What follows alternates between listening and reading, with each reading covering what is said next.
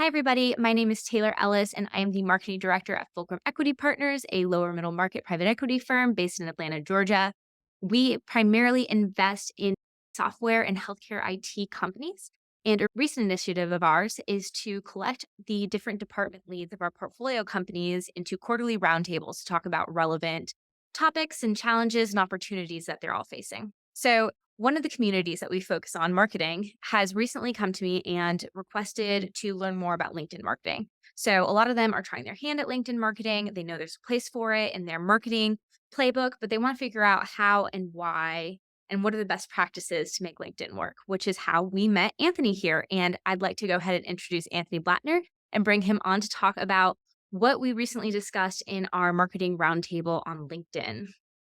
Hello, everybody. My name's Anthony. I'm from Speedwork, and all we do is LinkedIn marketing. So we're in the platform all day, every day, and we talk about LinkedIn a lot. So what we talked about this past week on the call was for people getting started with LinkedIn. Where does LinkedIn usually play into the funnel, and then how can people get started on LinkedIn? So the three main ways that most people use LinkedIn often starts.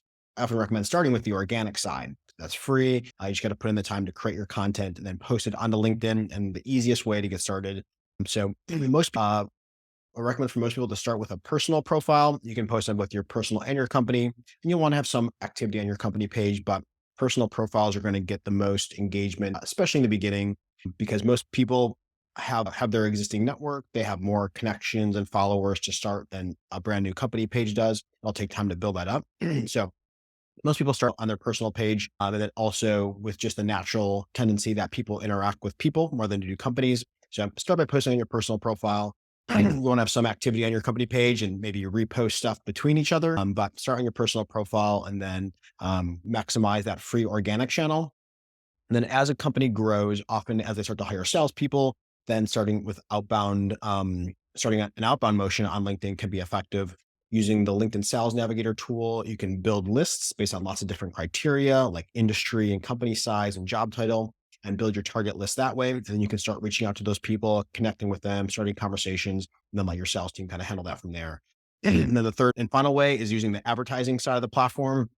This is where we can really build out some more complex and advanced marketing campaigns. And you can be setting up your different campaigns to target different personas, different customer segments. And then you can build out different levels of retargeting so that you have different content that runs to cold prospects versus people that have checked you out or been to your website, and then building out your retargeting funnel that way.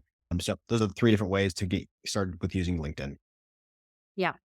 Um, Super informative, super helpful. I think it's also pretty notable how LinkedIn prioritizes personal profiles versus company profiles. So a lot of people, when they start LinkedIn marketing, they just post on their company profile and they're confused why they're not getting a ton of engagement. And I think that's a pretty key component that you need to make sure that yourself and your employees are interacting with your company page to help kind of spread the news and whatever it is that you're wanting to share.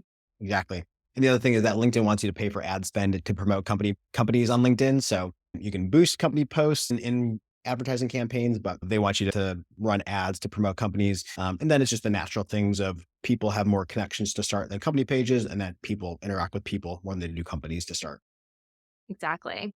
So, on the ad side, what are the most common pitfalls that you see people run into? Because I know a lot of marketers will start LinkedIn ads and they'll be spending a lot of money because it's more expensive than other platforms and not getting a ton of results. What are the most common issues that people don't see? Yeah, there's a few of them. So when somebody new gets started with LinkedIn ads, we often see that they've probably tried out running Facebook ads before or Google display ads or stuff like that before. So often see that they'll be taking the strategy and the settings and the ad creatives they used in those campaigns and trying to port that over to LinkedIn. All the platforms work different. So you just want to be cognizant of the settings that you're using when you run the campaign. And for a new company getting started, a lot of the default settings in LinkedIn ads aren't the best option. So a lot of people might just click through their first campaign and hit launch, but then it's using all the default settings that are more made for bigger enterprise companies.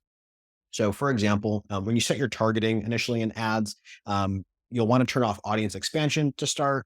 Audience expansion gets you more reach out of your audience, but it does that by taking a few hops from that initial targeting that you set Usually in B2B, you want to target most companies sell to a very specific decision maker at a very specific type of company. And then when you're turning on audience expansion, suddenly you're a few hops from that initial targeting that you had set. And then you're reaching people who are outside of who you really want to target, and also outside who's really going to be interested in what you're promoting. So you'll see kind of weak doing that. And secondly, is audience network is on by default. And again, this is a way to get more reach out of your ads by showing ads on third party websites off of LinkedIn. The problem is when you turn that on, a lot of your ad spend can go to those other networks. And then suddenly most of your ads are run off LinkedIn. And when you're on a third party site, it's an ad out of context. A lot of times people don't, are less familiar with what they're seeing. They're assuming it's kind of something that's part of that other site that they're on. So we see the best performance from running ads on LinkedIn. So initially, you'll want to turn off Audience Network until you've really nailed those on LinkedIn campaigns. And then when you do just want more reach, then turn Audience Network back on. And the last two things are on the bidding system on LinkedIn. If you use the default max delivery bidding, it's going to spend as much as possible as it can to deliver to spend your budget. But that can involve bidding very high, almost too high, and a lot of traffic. So we usually recommend starting with manual bidding. And then until you see those initial performance stats, you might switch to a different bidding method afterwards. But start with manual bidding.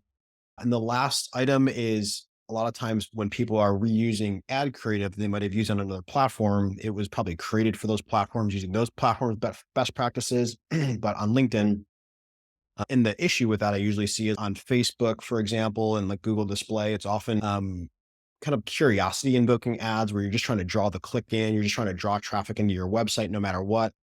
On LinkedIn, especially when you're bidding manual there, you want to think about not drawing in the wrong people. So you want to be very clear onto what you're promoting and who you're promoting that to. If your ads are kind of those crazy ads that are just trying to draw people in, you're going to get a lot of clicks, but it's going to be from everyone, not necessarily the people that you're trying to reach. And then when they do click through, they're not going to really know what they're clicking on, and they're going to bounce and they're not going to convert.